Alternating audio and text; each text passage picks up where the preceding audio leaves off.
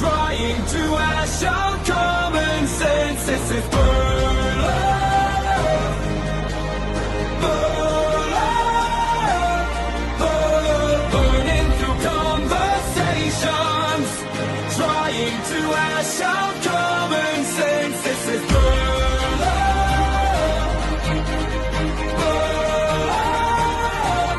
burn love, burning through conversations, trying to ash out common sense. This is burn love.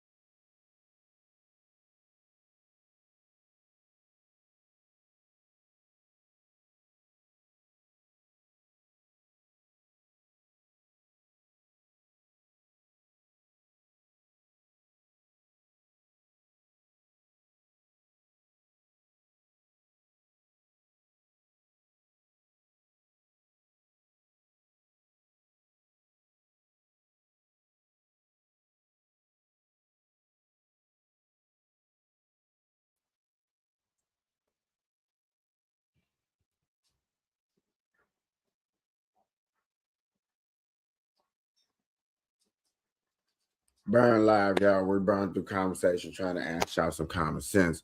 Welcome to another show. This is the Friday edition of the Burn Live show. And we talk through politics, we talk through news, and we break it down every day on Fridays about politics. And then check me out on Good Night Capiche late nights every Friday. It's going down. Ladies and gentlemen, I'm going to start off with a story that just broke out in Chicago with the finances and the federal aids. I think this was a very important little detail to get into, so I'm not going to waste nobody's time, and we're going to get right into this news, ladies and gentlemen. Let's go.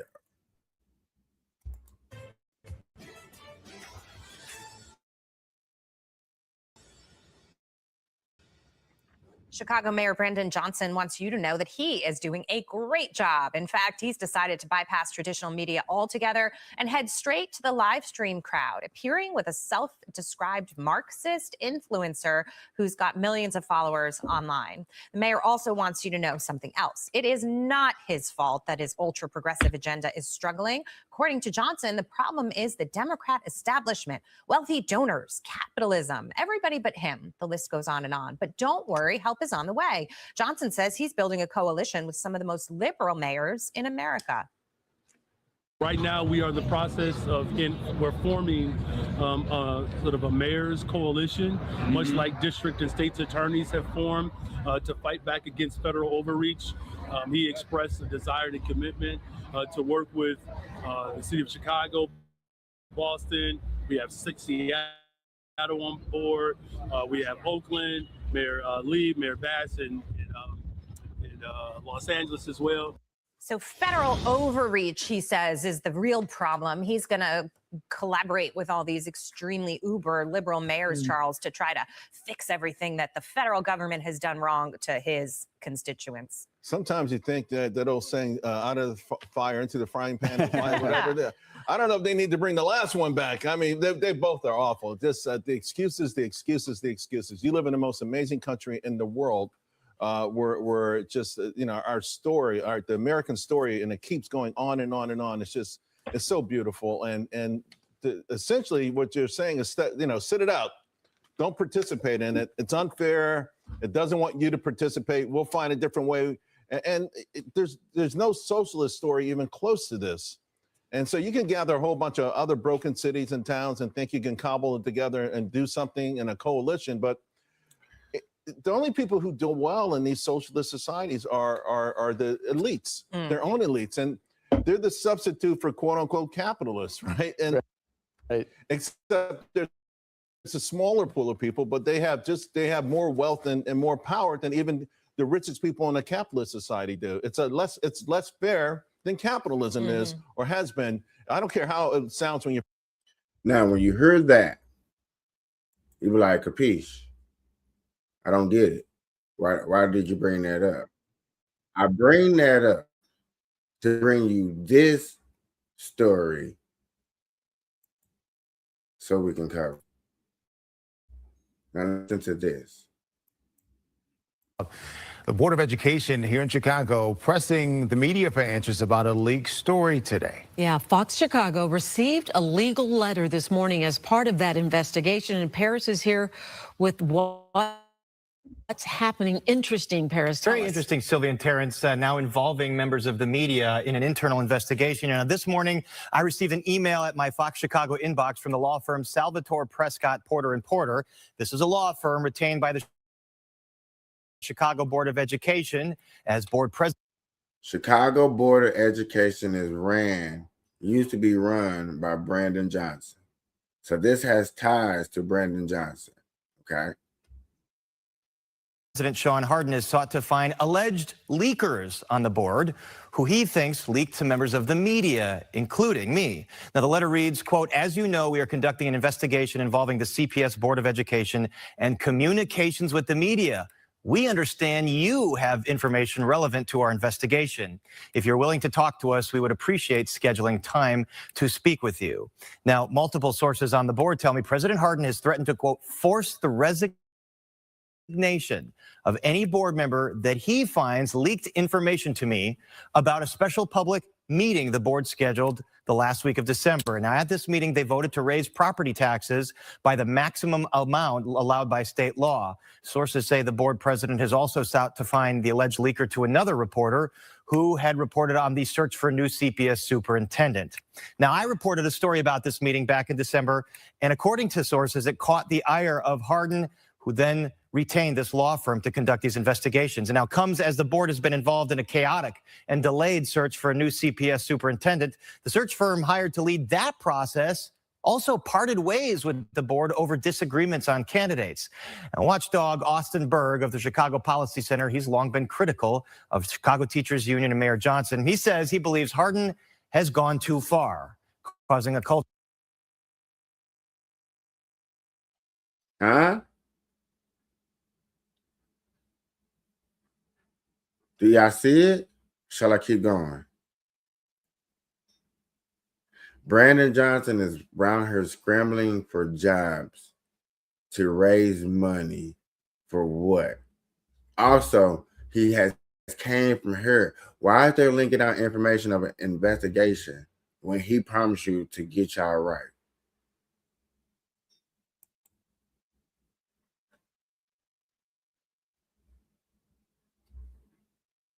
Of secrecy at the board and now running up against the First Amendment.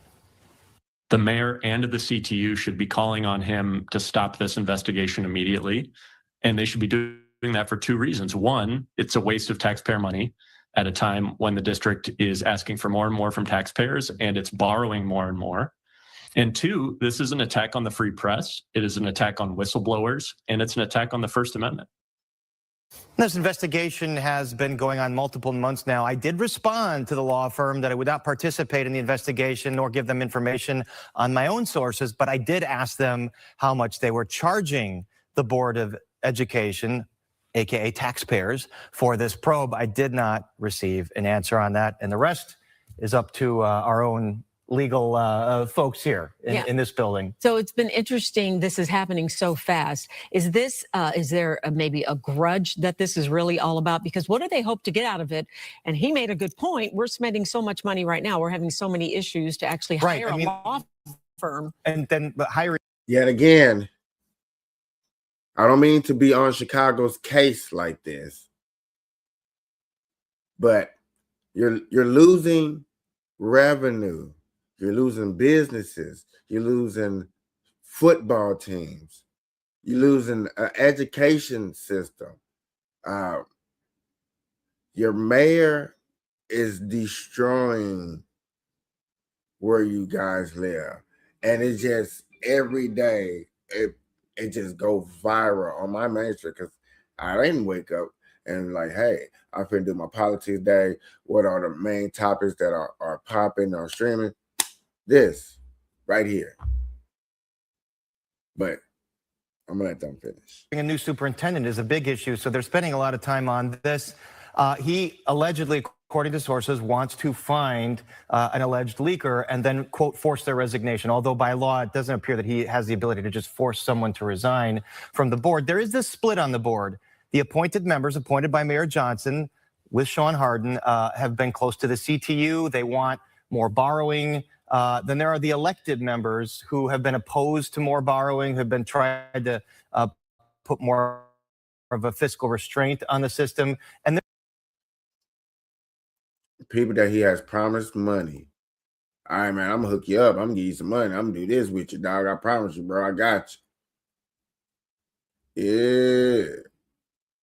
That's what they're talking about.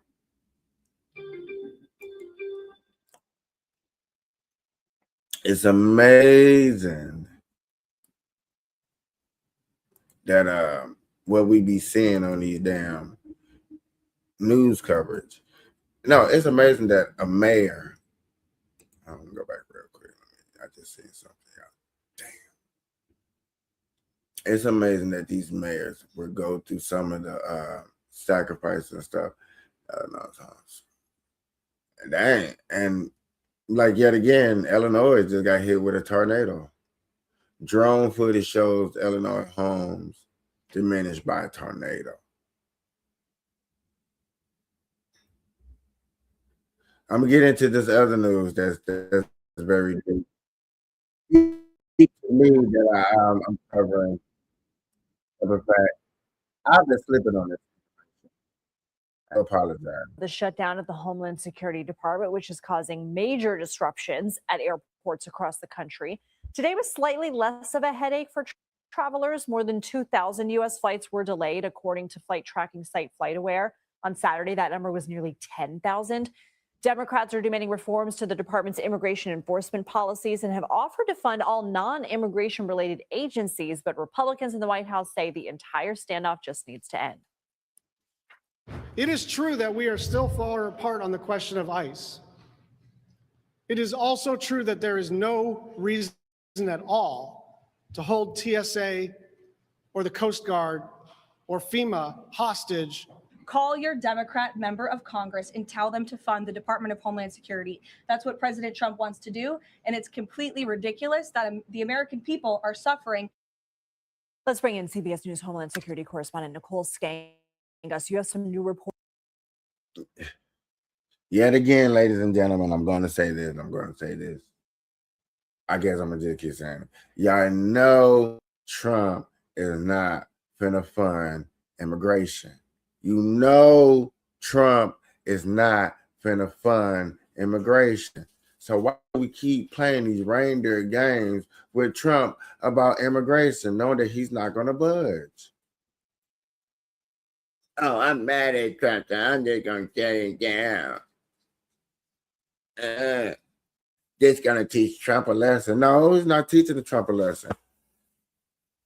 And then now I got to hear about it from my friends that, oh, he's just cutting jobs and people not working. No. We want to fund people that we voted for Trump to get the people out. That's why he's in office.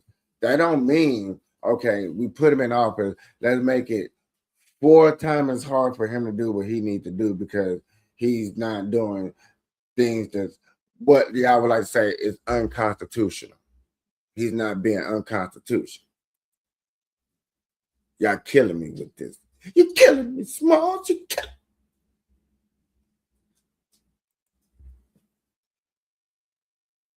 But it's constitutional. If anything that he was doing was truly, truly unconstitutional, and the Supreme Court really did disagree upon that, they can hold that man in contempt. And y'all gonna say, no, they can't. And I'm gonna tell you, yes, they can. That's why the Supreme Court. That's why he always tells you in the news press conference, I'm just going to listen to whatever the Supreme Court says, and I'm going to do what the Supreme Court says I can do. Why? Because they can hold the president in contempt. I know the Democratic Party would love to hold Trump in contempt and all the mega people out there in contempt. We all probably need to get rounded up and locked up.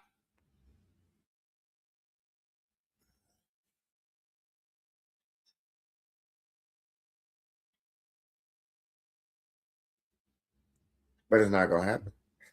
Reporting on how the shutdown has affected airports. What are you learning? Yeah, Lindsay, unscheduled absences among TSA officers have more than doubled nationwide since the beginning of this shutdown, according to exclusive data obtained by CBS News from TSA officials, with absences climbing in major hubs like New York, Houston, and Atlanta.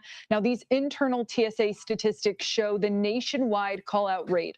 Unscheduled absences by frontline officers has climbed to an average of more than 6% during the shutdown, compared with roughly 2% before DHS funding lapsed. And absences peaked at nearly 9% nationwide on February 23rd. At some airports, the staffing shortages have been even more severe. For instance, at Houston's Hobby Airport, 53% of officers called out on March 8th, leaving more than half of the scheduled workforce absent. And across the shutdown, several major airports have averaged double-digit absence rates. JFK in New York, Atlanta, New Orleans, and Pittsburgh. The agency is also tracking operational hotspots, incidents where TSA officials say staffing shortages actually threaten security checkpoint operations. Houston recorded 44, New Orleans 35, Atlanta 32 during the shutdown, and nationwide the highest single day total reached 87 hotspots just 2 days ago. Managers have had to consolidate checkpoints, reduce screening lanes, and all of this contributing to longer security lines. So TSA. All because we want to fund immigration. All because Trump is not going to do that. All because y'all want to stand up to the big bad bully, as y'all would like to call him.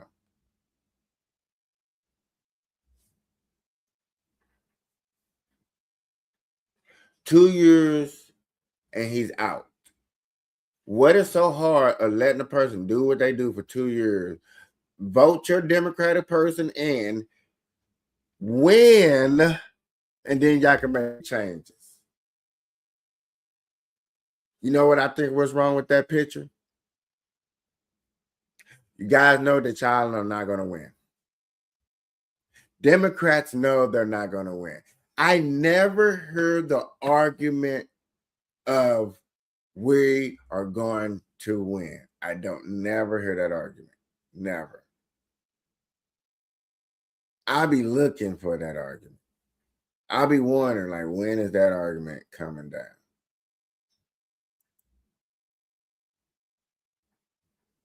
But you know what? I never hear it. This guy, this Democrat that I'm finna pick, this person out here that I'm finna choose is finna be my guy. I'm finna run with him, finna rock with him, finna do our thing. You don't never hear that. Amazing. They says more than 300 workers have left. They've said, I've had it. So could we see more disruptions? Does this have any end? Oh, yeah. And yeah, you expect people to probably want to quit being a TSA. People are probably going to look at that job and probably like, yeah, I'm not being that. They probably pay off good. They probably got good benefits. But it isn't worth having people dangle your job over your head. Blue collar jobs, construction worker, city jobs, even fast food restaurants are not affected by this. Only government jobs. I understand people like, oh, it's always good to work for the government. It's the best thing to work for the government. You should always, really?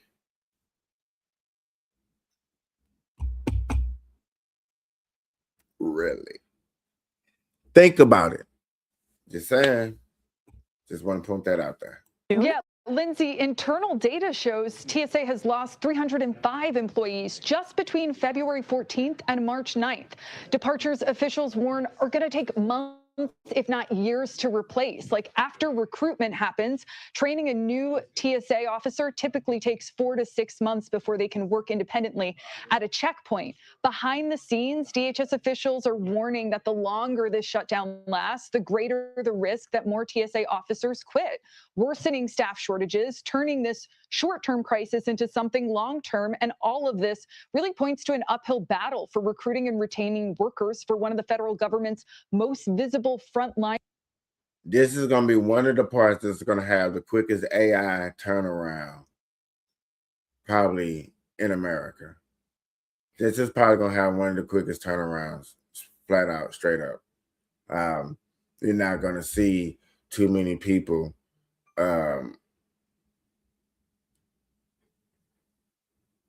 really out here want to come back to this after this is resolved. You're not going to probably put in a different pay rate for these guys to get it up. It's going to be a nice gap. So they're probably going to put robots, stronger pat down things. I know you stand there and the thing spins around, and if it's clear, it's clear. It's going to be a lot more of those. Is that good? I don't know. What's the outcome of it? I still don't know. But that's more leading. That is more is what this is heading to. And you hear it. 300 people is going to quit, not come back. Security jobs. Former TSA Administrator John Pistole told CBS News that after the 2018-2019 shutdown, TSA lost nearly 1,100 of its officers who resigned because they had to have income and they weren't being paid. And that's really the fear here, that the number will tick up after workers start to miss more and more paychecks. Roughly 50,000 TSA frontline workers will miss their first full paycheck on Friday. And as you pointed out, there is no deal in sight on Capitol Hill. Lindsay. Woo! I do know who this affects personally, and I do apologize to them personally, as you know. Talk to your constituents, talk to people you have voted for, get out there and get a deal done. Open the government. I don't know too much of what to say to that, but that, hey, yo, that's what's got to happen, y'all. I mean, we gotta open it up. We gotta get up here now. We gotta do it.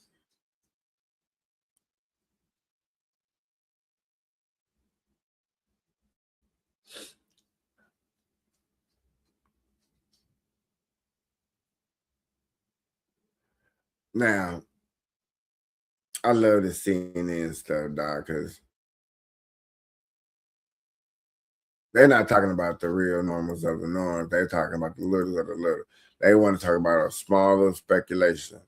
Just because it's a bigger finger to point at Trump about it.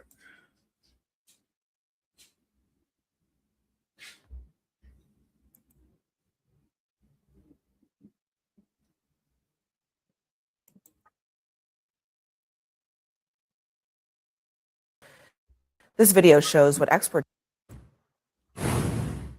Tonight, more evidence that the U.S. was likely behind the strike on that school in Iran. Iranian media says that it killed at least 168 children and 14 teachers. This video shows what experts say is a U.S. Tomahawk missile striking an Iranian Navy base right next to that school. The same day, the school was struck. This weekend, President Trump insisted it was Iran who attacked the school. And today, he appeared to somewhat back off that claim, but he still suggested that it could have been Iran. I will say that the Tomahawk, which is one of the most powerful weapons around, is used by, is sold and used by other countries. You know that, whether it's Iran or somebody else, the fact that a Tomahawk is very generic. It's sold to other countries. but that's being investigated right now. You just suggested that Iran somehow got its hands on a Tomahawk and bombed its own elementary school on the first day of the war. But you're the only person in your government saying this. Why are you the only person saying this? Because I just don't know enough about it. I think it's something that I was told is under investigation, but Tomahawks are used by others, as you know. Numerous other nations have Tomahawks. They buy them from us. But I will certainly, whatever the report shows, I'm willing to live with that report. Ladies and gentlemen, I got a quick meeting to get to. We're going to cover this, I promise you. And this is the Burn Live Show. We do politics on Friday. We do marijuanas on Monday. We get down with the business. Stay tuned where I'm coming to you. I just moved my times up to 3 o'clock, y'all. 3 o'clock Pacific, so 6 o'clock Eastern is the new time. I'm going to be putting that schedule out. I'm coming back. I promise you. Get at me. Peace.